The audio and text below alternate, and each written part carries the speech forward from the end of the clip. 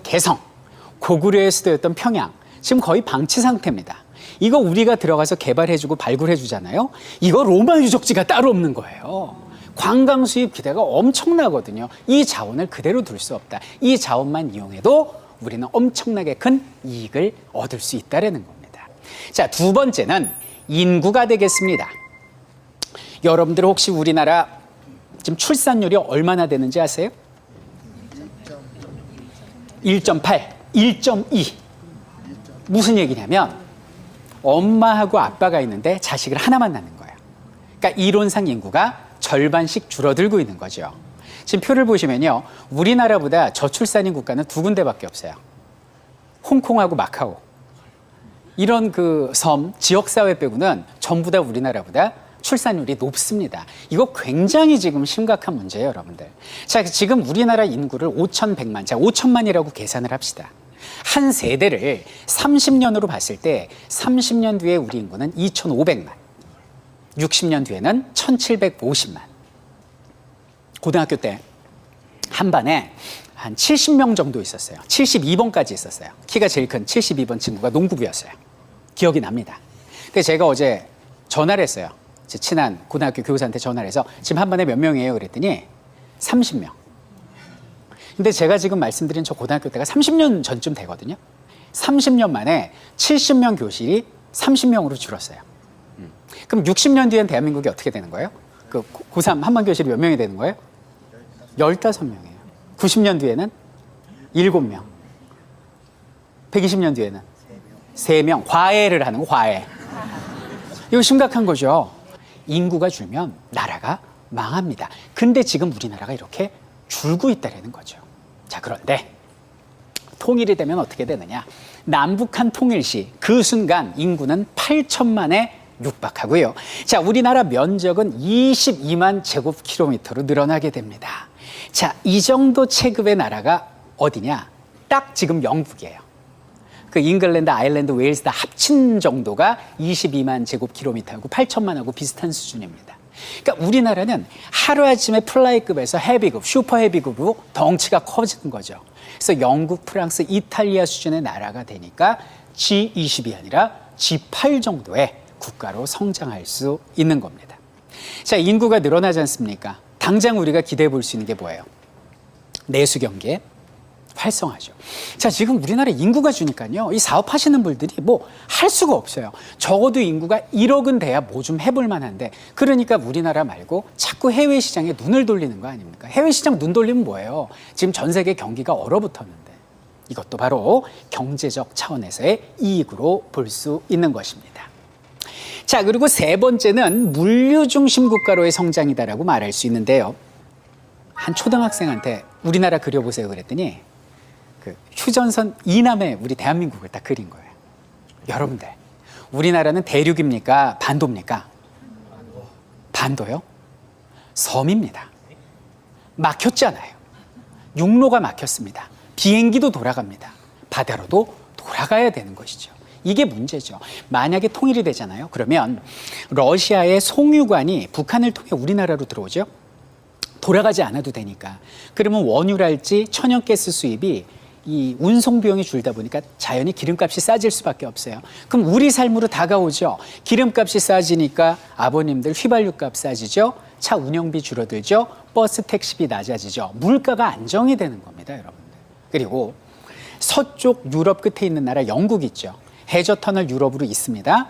그래서 러시아하고 중국을 따라서 이렇게 그 철도가 이어지게 되고 이것이 러시아 혹은 중국을 거쳐서 북한을 거쳐서 우리나라 부산까지 옵니다. 그리고 일본으로 해저 터널이 뚫립니다. 자, 그러면 어떻게 됩니까? 서쪽에 있는 영국부터 동쪽에 있는 일본까지 하나의 철도로 달릴 수 있다는 거죠. 그럼 그 중간에 있는 물류 중심 국가는 나라인데 그 이익을 고스란히 우리가 얻게 되는 거 아닙니까? 그런 시대가 오는 거죠. 통일이 되면. 이런 이익이 있습니다. 그런데도 불구하고 젊은이들이 통일 부담대라고 말하는 것은 바로 통일을 하는 과정에서 생겨나는 통일 비용을 걱정하는 거거든요. 자, 통일 비용이 무엇이냐? 우리가 통일을 했어요. 남한은 잘 살고 북한은 못 살아요. 그럼 비슷한 수준으로 끌어올려야 되죠. 여기에 드는 비용을 통일 비용이라고 하는데 이 통일 비용은 좀 계산하기가 어려울 정도로 막대하게 드는 겁니다. 그걸 두려워하는 거예요. 그런데 여러분들 조금만 더 넓게 생각해 보면 분담 비용이 통일 비용보다 더 들어간다는 걸 우리가 느낄 수 있어요. 자, 분담 비용은 뭡니까? 우리 이 분단돼 있는 이 상황 때문에 지출되는 비용을 분담 비용이라고 해요. 자, 대표적인 예를 들면 자, 볼까요? 우리 젊은이들 군대 가죠. 남한은 전체 인구의 1.3%가 그리고 북한은 5%에 해당하는 인구가 군복무를 지게 됩니다. 근데 여러 선진국들 보면 0.5% 수준으로 유지하고 있습니다. 자, 여기는 젊은 남자친구들 많은데요. 근데 하는 일을 중단하고 원튼 원치 않든 우리는 2년간의 군복무를 해야 되거든요. 그 상황 자체가 국가적으로 볼 때, 개인적으로 볼 때 얼마나 손해입니까? 이건 돈으로 계산할 수가 없는 거죠. 지금 남한의 국방비가 33조고 북한이 1조 정도 됩니다. 34조거든요. 국방비가 획기적으로 줄지는 않겠지만 적어도 이제는 직업군인제, 의무병제가 아닌 모병제로의 전환이 가능하기 때문에 우리 젊은이들이 마음껏 꿈을 펼칠 수 있고 좀 더 질 좋은 병력을 양산할 수 있고 다른 쪽에 재능이 있으신 분들은 자기 분야에서 열심히 하면 되는 그런 세상이 다가올 수 있다는 것입니다. 자, 그 외에도 분담 비용은 이런 게 있습니다. 외교비, 이념 통일 교육 비용, 대북 관련 기관 유지비, 통일 정책 관련 정부 행정 비용 등 이 분담 비용이 막대해요. 근데 여러분들 잘 보세요. 이 통일 비용이라는 건 통일하고 나서 뭐 10년이 됐건 20년이 됐건 그 일정 기간만 드는 게 통일 비용이라면 여기 있는 분담 비용은 언제 될지 모르는 통일의 그 순간까지 영구히 지속되는 지출되는 비용입니다. 비교가 안 된다라는 얘기죠. 그래서 결국 통일 비용보다는 분담 비용이 더 드니 우리가 너무나 통일을 부담스러워할 필요 없다라고 말씀드리고 싶습니다. 제가 지금 가져온 그래프를 보시면 통일 비용이요. 국회 예산처에서 발표를 했는데 4,600조 정도 든대요. 어이구야라고 생각할 수 있지만 그렇지 않습니다. 통일을 통해서 우리가 얻는 비용은 무려 1경 4,400조입니다. 자, 그럼 4,600조, 4,400조, 4,000조끼리 퉁 치고요. 얼마가 남아요? 1경이 남네요. 괜찮은 장사입니다.